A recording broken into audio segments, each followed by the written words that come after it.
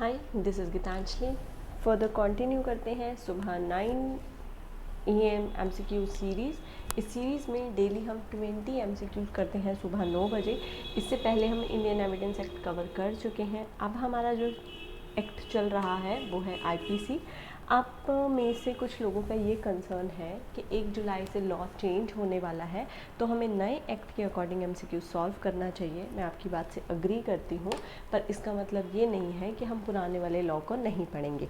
अगर आप सिर्फ प्रैक्टिस में हैं तो मैं कहूँगी कि सिर्फ आपको नए लॉज पे फोकस करना है, पर अगर आपको कॉम्पिटिटिव एग्ज़ाम देना है तो उसमें आपको पुराना लॉ भी पढ़ना पड़ेगा, क्योंकि बेसिक तो सेम है, जिस्ट तो सेम है, डेफिनेशंस भी सेम है। मेजर जो चेंज आया है वो कुछ नए कॉन्सेप्ट्स ऐड हुए हैं और कुछ सेक्शन नंबर चेंज हुए हैं।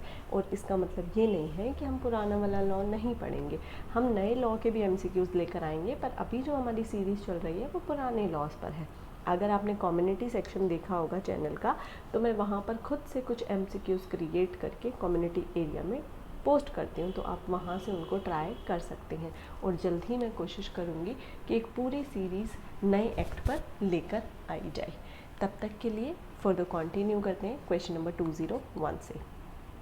X puts jewel into a box belonging to Y with the intention that they may be found in the box, and this circumstance may cause Y to be convicted of theft. X ने क्या किया है यहाँ पर? Fabricate false evidence। तो answer होगा option number B. Next आ जाते हैं हम क्वेश्चन नंबर 202 पे।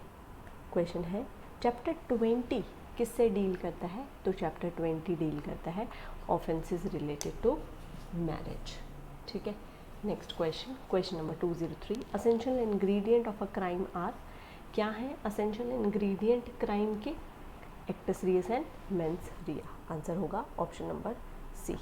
Next question 204। Where the offender is himself in possession of property and subsequently dishonestly convert it into his own use, the offence is committed by. उसने खुद के लिए use कर लिया बाद में, तो ऑफेंस हो जाता है criminal misappropriation. The limit of solitary confinement कहाँ पर दी गई है हमें? 74 में। ठीक है। नेक्स्ट आ जाते हैं हम क्वेश्चन नंबर 206 में। प्रिपरेशन फॉर, एक सेकेंड, यस 206 पे आते हैं। Preparation for the commission of a crime is punishable under IPC, not punishable under IPC। Preparation के लिए बताना है। Punishment when the propagation is with intention to wage war against the government of India और committing डकैती। तो इन दोनों की प्रिपरेशन ही पनिशेबल है IPC में। Next 207। X cut down a tree on Y's land with the intention of dishonestly taking the tree out of Y's possession without Y's consent. X has committed, X ने यहाँ पर क्या किया है? The offense of theft as soon as the severance of tree from the ground is complete। ठीक है।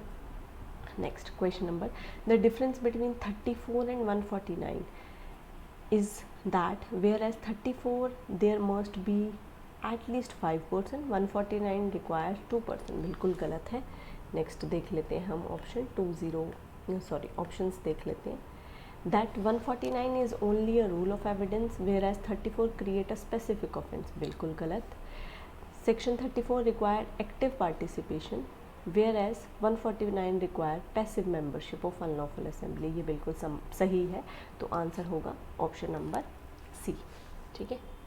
तो यहाँ पर जो आंसर होगा वो होगा option number C. Next question, question number 209। 5% concert a loot a bank, two of them amend and stay in the car with the engine running. At the entrance of the bank, three of them XYZ enter the bank. X shoot the cashier, Y and Z loot the cash. Police suddenly reaches the bank and apprehend Y and Z, but X escape. On seeing the police enter the bank, M and N also run in the car. Later on, all five are arrested and charged with the offense of dacoity, loot and murder. M and N pleads that they not guilty of murder and looting as they did not participate in these offenses. Should their plea prevail? बताइए। वो कहते हैं हम तो गाड़ी में बैठे हुए थे, हमने कुछ नहीं किया, क्या उनकी ये बात मानी जाएंगी?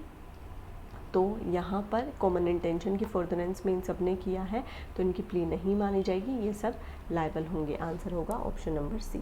Rape is an offence against, rape किसके अगेंस्ट ऑफेंस है? Property, human body, political body या फिर सोशल बॉडी? तो ये ह्यूमन बॉडी के against. Next 211, it is indispensable element of dishonesty as defined in section 24 read with 23 that the alleged wrongful gain should be intended to be caused to a person who is not legally entitled to the property। तो क्या ये definition सही है? तो yes, answer होगा option number A. Next question पे आते हैं हम, क्वेश्चन नंबर 212 पे। यस, क्वेश्चन है when the injury is intentional and sufficient to cause death in the ordinary course and death follows, the offense is। तो क्या offence होगा यहाँ पे? मर्डर। ठीक है, क्लियर है, इसमें कोई कंफ्यूजन वाली बात ही नहीं है। Next question number 213, P gives grave and sudden provocation to M. On this provocation fires a pistol at him, neither intended nor knowing him to be likely to kill Q, who is near him but put out of the sight, M kills Q। तो यहाँ पे क्या ये murder है या फिर ये murder नहीं है? तो ये मर्डर नहीं है, पर ये कल्पेबल होमोसाइड है। आंसर होगा ऑप्शन नंबर बी। ठीक है, नेक्स्ट आते हैं हम क्वेश्चन नंबर 214 पे। Section 511 does not apply in case of attempt to rat, attempt to murder, attempt to theft, attempt to affray. तो कहाँ पर 511 नहीं लगेगा? तो ये नहीं लगेगा अटेम्प्ट टू मर्डर, क्योंकि इसके लिए तो अपना एक सेक्शन अलग से दिया हुआ है ना, जहाँ पे अलग से अटेम्प्ट का सेक्शन नहीं होता वहाँ पे हम 511 लगाते हैं। 215, a boy over 11 years but below 12 years of age pick up a knife and proceeding towards will a threatening gesture saying that he would यहाँ से कुछ कट गया है, him into a piece actually stabs him death. The boy will not guilty as a child under 12 years. The boy will be guilty because he attains majority। तो maturity आप तो यहाँ पे क्या आंसर होगा? वो इतना है कि उसको समझ आ रहा है कि जो वो एक्ट कर रहा है वो गलत है। ठीक है, आंसर होगा ऑप्शन नंबर बी।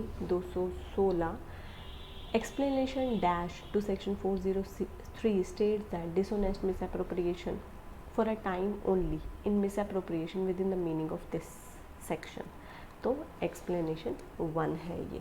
ठीक है, इस तरीके के जो क्वेश्चन है ना, उसके लिए आपके पास बैरक की कमांड होना बहुत ज़्यादा ज़रूरी हो जाता है। नेक्स्ट क्वेश्चन आते हैं 217 पे।